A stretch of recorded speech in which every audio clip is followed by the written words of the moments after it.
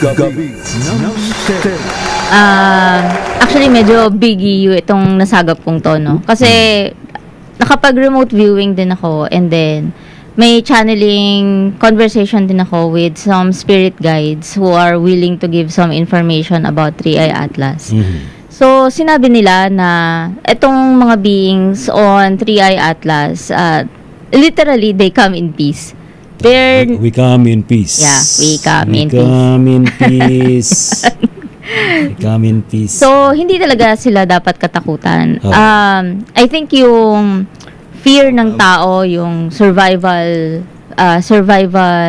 instinct ng tao, yung nagsasabi sa reptilian mind nila na pwedeng magkaroon ng alien invasion. Pero sa totoo lang, yung invasion na mangyayari dito is not physical.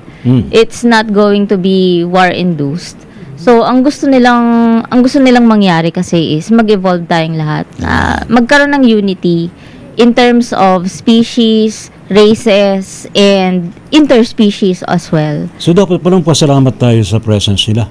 Yes, that's true. And katulad din ng ating mga fellow guests, no? Meron din ako mga nararamdaman na talagang physical manifestation din of an upgrade na nire-require din nila para makasunod tayo sa vibrational level ng mga beings on 3i Atlas. So, yan, may mga ganyan. Ako din, I actually feel a little bit na parang may trangkaso, pagod.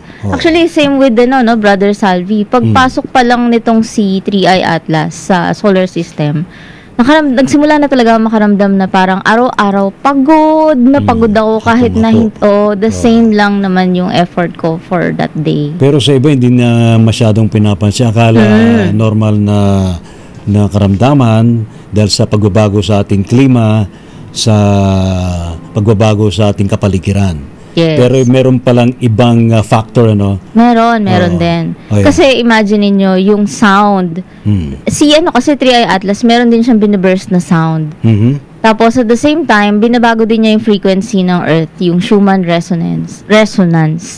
So, parang tayo, syempre, so kasama na rin ng planeta natin, no? Sa ascension process. Everything is one in this ascension process. So, si 3i Atlas, pinapabilis lang niya yun. Very interesting, Ang talagang main goal ni 3i Atlas is to promote unity, 5D awareness, 5D consciousness para sa lahat. So, unity. Ngayon, with unity comes breaking down walls in between countries, in between governments. Walang division. So, ang gusto nila is ma-promote yung oneness sa lahat. To consider everyone as people of Earth. People of Earth. Yes, people of Earth. We are unite. We are one. Yes, as Earth inhabitants, diba? So animals, one people, planet, one exactly. One consciousness. So oneness. ngayon, how are they going to do that? So like others have already mentioned, and ito scientifically na mention na rin na hindi maglaland si 3i Atlas. Dadaanan lang niya tayo by December palabas na siya dun sa kabilang side, right? So mali yung pananakot ng iba dyan, lalo na yung mga nagbablog dyan na mayroon daw alien invasion. May invasion po, pero hindi po yung disastrous invasion na nakikita nila sa mga movies, no? Oo nga, parang excited sila magkaroon ng alien invasion eh. Walang War of the Worlds, walang Dark Skies, walang Skyline, walang ganon. Walang Star Wars. Diba? So, yung way nila of coming here is, one, they're already here. Two, some more are going to come in as walk-ins. To inhabit bodies that are... Ready ka ba magpa-walk-in, CJ? Hindi, teka na. Time first. Hindi ganon. They're going to walk in to bodies who are in near-death situations. They will take over. Take over the physical body. Pwede mangyari yun. Yes.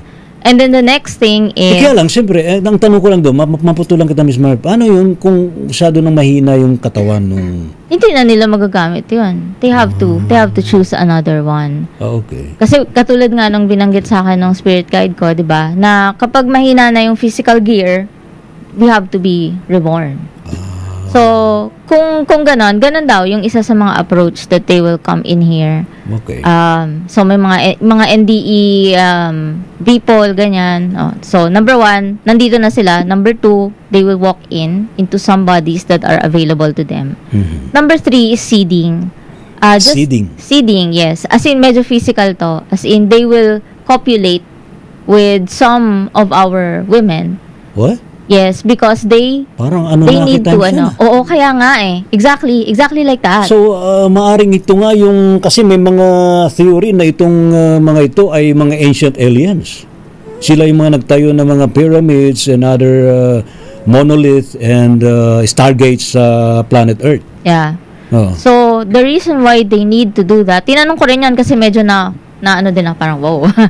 So, tinanong ko, bakit seeding? Bakit like that, no? Ang sabi is, there is no, right now, 2025, there is no guarantee that we can have a united world with leaders of different perspectives and different beliefs. Okay. So, they have to instill yung genetic composition nila into us so that we will evolve further into better human beings given mga 30 to 50 years from now. So meaning yung mga magiging future leaders sa mga hybrid?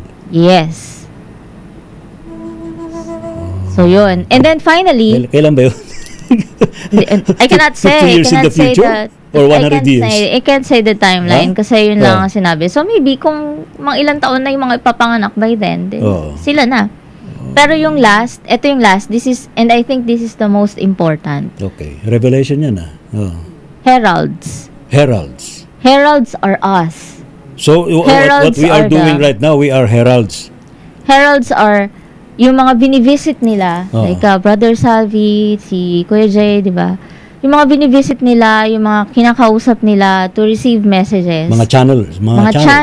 Mga psychics, mga telepaths, ganon. Heralds are also another way for us to increase vibration of people so that we can evolve into a better species in the future. Gabi ng Steady.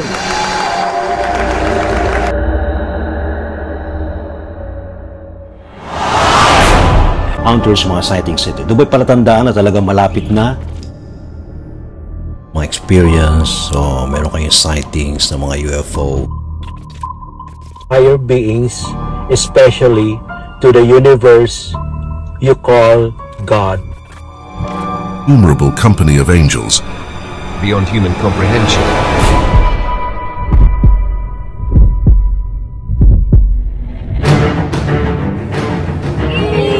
us. Wow, really? The propulsion system.